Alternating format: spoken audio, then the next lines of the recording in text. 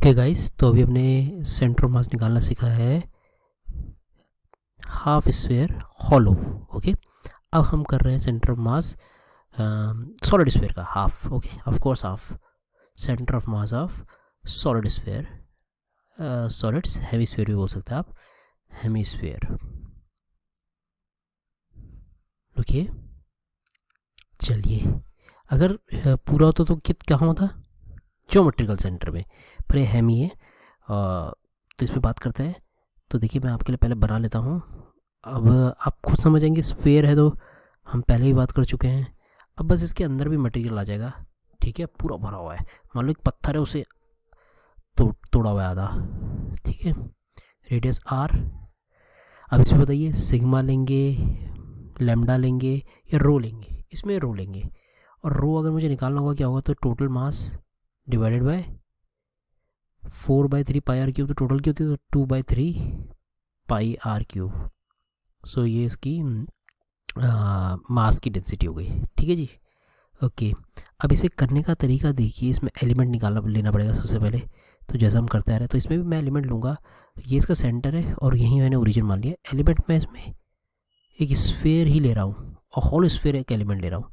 छोटा सा एलिमेंट ले रहा हूँ, हॉलो स्फेयर। कहाँ, आर रेडियस पे जाके, छोटे आर के रेडियस पे जाके, छोटे आर के रेडियस पे जाके एक छोटा सा हॉलो स्फेयर ले रहा हूँ। ओके, तो ये मेरा एक एलिमेंट है। तो सबसे पहले मैं कुछ बात कर लेता हूँ। इसके मास की बात आएगी सबसे पहली बात, तो कि यार इस एलिमेंट का मास क्या होगा, डीएम। ठीक है, तो डीएम क्या होगा, रो और इस मास की, इसकी वॉल्यूम। ये हॉलो स्फीयर है, फील करिए, जिसकी विड्थ डी आर है, थिकनेस डी आर है। ठीक है, थिकनेस छोटा डी, आर छोटा आर है। तो 3m 2 पाई आर क्यूब। अब इसे ऐसे ऐसे दबा लीजिए उस स्फीयर को, तो द थिंग इज, उसकी वॉल्यूम क्या हो जाएगी भाई साहब, उसका सरफेस एरिया जो कि होगा 2 पाई छोटा आर स्क्वायर इंटू उसकी थिकनेस 2r। ओके, सो ये उसका मास हो जाएगा। मास 2 पाई से 2 पाई कट जाएगा। सो इवेंचुअली मेरे पे जो डीएम हो जाएगा, उस एलिमेंट का जो मास हो जाएगा, वो ये हो जाएगा। देखिए, मैं आपके राइट हैंड साइड में लिख देता हूँ यहाँ पे, 3m r square d r r cube इस एलिमेंट का मास हो गया। ओके, हाँ जी। अब आप मुझे बताइए, इस छोटे से स्फेरिकल शेल जो हॉलो मैंने लिया है, उसका सेंटर ऑफ मास कहाँ आएगा। हमारा तरीका क्या है, पहले तो एक डीएम लेते हैं, एक एलिमेंट में तोड़ते हैं, फिर उस एलिमेंट का सेंटर ऑफ मास पता होना चाहिए कहाँ होगा। अभी अभी पढ़ा था हमने, हॉलो हेमिस्फीयर का सेंटर ऑफ मास r/2 में होता है। किस में होता है, r/2 में। तो ये जो छोटा सा हमने एलिमेंट लिया है, हॉलो शेल लिया है, उसका सेंटर ऑफ मास r में नहीं, वो r/2 में होगा। ठीक है, तो उसका सेंटर ऑफ मास r/2 में होगा। अब कुछ नहीं करना है, अब तो हो गया पूरा। अब अगर मुझे निकालना है, आ जाइए, अगर मुझे अब निकालना है टोटल का centre of mass, of course y में ही होगा, x में तो ज़ीरो होगा क्योंकि ओरिजिन हमने सेंटर में लिया है। तो वो क्या होगा, dm रख लीजिए और y ले लीजिए उसका, और इंटीग्रेट कर दीजिए। dm कहाँ से कहाँ इंटीग्रेट करना पड़ेगा, 0 से r तक, 0 से r तक। ठीक है, दिख ही रहा होगा आपको मैं क्या कह रहा हूँ। सो dm क्या है, पहले फर्स्ट ऑफ ऑल उस पर बात कर लेते हैं। एक मिनट, dm है 3m, O excuse me, dm is 3m by r cube r square d r. Y क्या हो जाएगा, r/2, और m तो m का इंटीग्रेशन तो m ही आना है। ठीक है जी, आई होप क्लियर होगा। अब इंटीग्रेट कर दीजिए, बस m से m कैंसिल आउट हो जाएगा, और मेरा यहाँ पे 3/r³ कॉमन आ जाएगा क्योंकि कांस्टेंट है। ओके, देन 2 भी बाहर आ जाएगा। r³ dr का इंटीग्रेशन करना है 0 से r तक, जो कि मैं यहीं पे लिख देता हूँ, r⁴ डिवाइडेड बाय 4। ओके, सो आपको याद भी होगा आप लोगों को, वो आ गया आंसर मेरा 3 3r/8। जी हाँ, सेंटर ऑफ मास का y coordinate in case of solid sphere, and which is very correct क्योंकि यही होता है 3r/8। हॉलो का क्या होता है? हॉलो का होता है r/2 और सॉलिड का होता है 3r/8। ओके, तो हॉलो का होता है r/2 और सॉलिड का होता है 3r/8। आपको ये याद रखना है, बस ये कंक्लूजन है। ओके, अच्छा, इसे करने का एक और तरीका भी है, मैं आपको एक और तरीका भी करा देता हूँ। कि आप बुक्स में देख लोगे तो और परेशान हो जाओगे, तो एक और तरीका भी है, और I must tell you that as well. उसमें क्या है कि यार आपका जैसे ये मेरा हेमी स्फीयर है सॉलिड, तो यार हेमी स्फीयर सॉलिड को अगर हॉल होता तो मैंने रिंग लेके करा था ना, अब सॉलिड होगा तो मैं इसे डिस्क लेके करूँगा। अब इमेजिन कीजिए पूरा डिस्क आएगा ना, पूरे छत जैसा पूरा भरा भरा आएगा, फील कर पा रहे हो? तो मैंने डिस्क लेके करा है, तो अगर रेडियस आर है तो एक मिनट रुकिए, वाई दूरी पे जाके मैं एक मतलब सॉलिड स्फीयर का रेडियस आर है, तो वाई दूरी में जाके मैंने एक डिस्क बना दिया। ठीक है, ठीक है, ठीक है, ठीक है। अब उस डिस्क का रेडियस भी पता होना चाहिए। अब देखिए एक चीज़ दिखाता हूँ, ये आर है तो ये भी आर होगा। 3D में इमेजिन कीजिए, तो इसका रेडियस जो आएगा छोटा आर, वो क्या ये नहीं आएगा आर की स्क्वायर माइनस वाई का स्क्वायर। ठीक है, यहाँ पे भी रोज मुझे लेना तो वही है, रो। ठीक है, रो लेना है, तो इस छोटे से डिस्क का मास क्या हो जाएगा? इस छोटी सी डिस्क का मास क्या हो जाएगा? रो अभी निकाला था हमने, m/2/3, 3 ऊपर 2 यहाँ पे, पाई आर क्यूब। ठीक है, इनटू इस डिस्क का एरिया। ठीक है, डिस्क की विड्थ कितनी है? छोटी सी डिस्क की dy, वाई दूरी पे जाकर मैंने डिस्क ली है जिसकी विड्थ dy है। अब तो इसका एरिया लिख देना बस, pi r square into dy।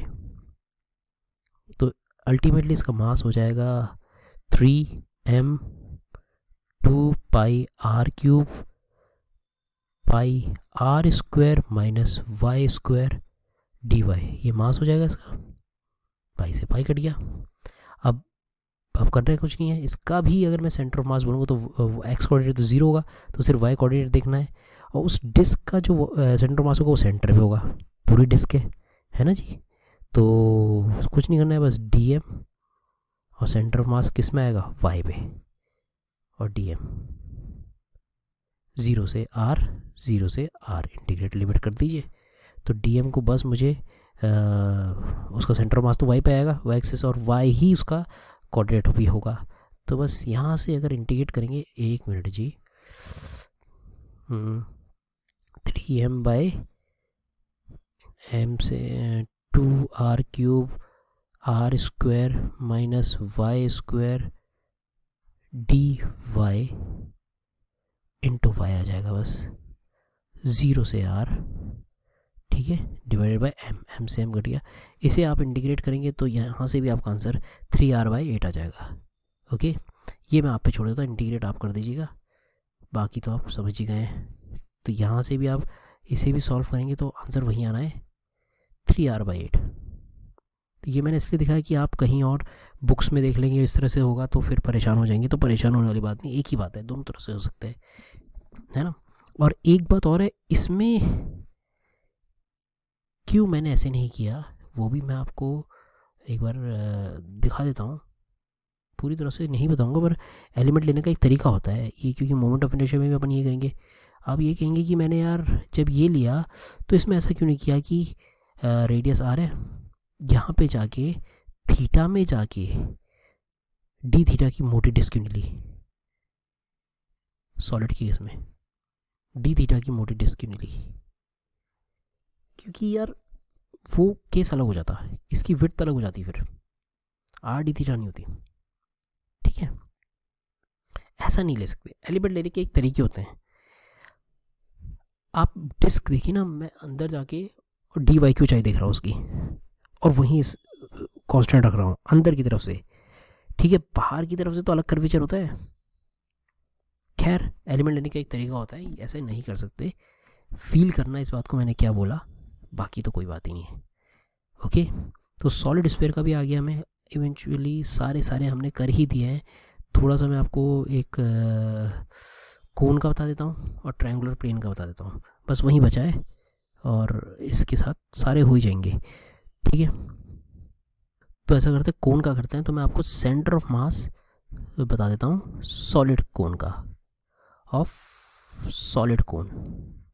अच्छा सॉलिड कोन, हाँ सॉलिड कोन, कोन तो सभी ने देखा होगा, आइसक्रीम तो देखी होगी कोन वाली है ना। तो अगर सॉलिड कोन का सेंटर ऑफ मास निकालने की मैं आपसे बात करूं, तो पहले तो मुझे बता दो कि सिग्मा लूँगा, रो लूँगा या लैम्डा लूँगा। ये तो आप सबको दिख रहा होगा कि यार लेंगे तो इसमें रो ही, सॉलिड की बात है ना, वॉल्यूम की बात है। अब आइसक्रीम की भी बात हो रही है, आइसक्रीम जो अंदर है, ठीक है, सिर्फ बाहर के कोन की बात नहीं हो रही है, तो रो लेंगे। ठीक है, रो की वैल्यू क्या हो जाएगी, total mass divided by volume, volume 1/3, तो 3 ऊपर पाई आर स्क्वायर एच। तो दो डायमेंशन चाहिए मुझे, इसकी एक रेडियस आर है और भाई साहब इसकी हाइट एच है। ठीक, ओके। अब इसमें एलिमेंट लेने का तरीका क्या है यार, मैं वाई दूरी ऊपर गया, अंदर से वाई ऊपर गया सेंटर से, और मैंने डी वाई विड्थ का छोटा सा एक प्लेट ले ली, प्लेन ले लिया। ठीक है, पक्की बात, हाँ जी ठीक है। तो मतलब डिस्क ले ली, आप समझ पा रहे हो, कौन है तो ऐसे से ऊपर जाओ तो डिस्क ही तो आती रहेगी, तो डिस्क ले ली। अब इसे करके वो कौन बन जाएगा। ठीक है, फील कर पा रहे हो, ये अंदर आ जाओ कौन के, तो डिस्क आती जाएगी ना ऊपर। ओके, तो सबसे पहली बात तो ये है कि मैं इसमें करूँ क्या। ठीक है, अब इसमें थोड़ी सी सिमिलैरिटी लगाऊंगा मैं। मान लीजिए इस डिस्क का रेडियस है छोटा आर, ठीक है, तो अगर मैं कहता हूँ 6 small r divided by h minus y, यानी कि हाइट इस ट्रायंगल की है ना, फ्रंट व्यू देखिए बस। ठीक है, divided by r of the बड़ा ट्रायंगल, यानी कि बड़ा एच। तो क्या मुझे छोटे आर की वैल्यू पता चल गई है, आप कहेंगे जी पता चल गई है, मल्टीप्लाई में एच माइनस वाई। तो ये मेरा एक चाहिए इस एलिमेंट का मास क्या हो जाएगा, रो क्या था, m3 पाई आर स्क्वायर एच। ठीक है, और इसका एरिया क्या, एरिया इस डिस्क का एरिया क्या होगा, पाई आर स्क्वायर इंटू, क्योंकि वॉल्यूम चाहिए ये, तो मेरा हो जाएगा r square by h square h minus y, h minus y का whole d r d y y, तो थिकनेस क्या है इसकी, डी वाई। ओके, पक्की बात। अब आ जाइए डी एम, पहले मैं ढंग से लिख देता हूँ, डी एम इसका क्या हो गया 3 square d y. Now centre of mass निकालना है, सेंटर ऑफ मास का कोऑर्डिनेट निकालना है, तो मैं कैसे निकालूंगा, होगा है ना, क्योंकि ओरिजिन हमने सेंटर में लिया है, तो वो किस में होगा, खुद देखो, इस डिस्क का सेंटर मास बीच में ही होगा। हमने कितनी ऊपर ली थी वाई, तो वाई और कोऑर्डिनेट क्या होगा उस मटेरियल, उस डीएम मास के, है ना, उस डीएम मास का जो मैंने एलिमेंट लिया है, एलिमेंट क्या लिया इसमें, डिस्क ली है, डीएम मास की डिस्क ली है छोटी सी, उसका सेंटर ऑफ मास किस में होगा, वाई में, सिर्फ वाई में, हाँ है ना, एक्स में नहीं होगा, और उसका कोऑर्डिनेट भी वाई ही होगा। सो डी एम ज़ीरो से एच निकाल तक ले जाना है, नीचे तो एम ही हो जाएगा, तो उसका तो कोई इशू है, लिख देते हैं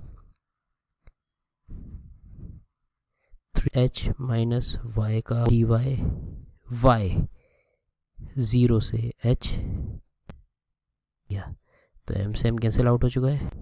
ओके, रेस्ट है तो से h square minus 2hy plus y square d y integrate, इसे और आंसर आपको मिल जाएगा। ठीक है, कीजिए, मैं करवा देता हूँ। तो